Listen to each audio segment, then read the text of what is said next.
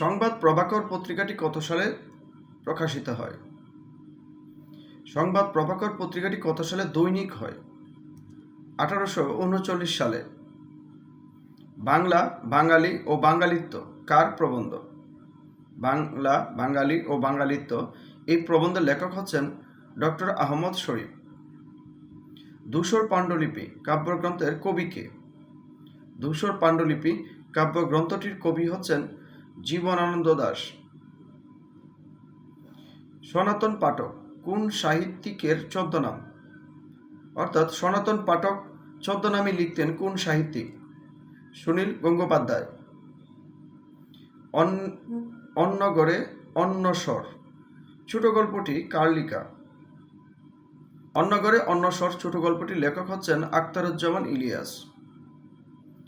এতক্ষণে অরিন্দম কহিলা বিষাদে, এখানে অরিন্দম কে? এখানে অরিন্দম হচ্ছেন মেঘনাদ।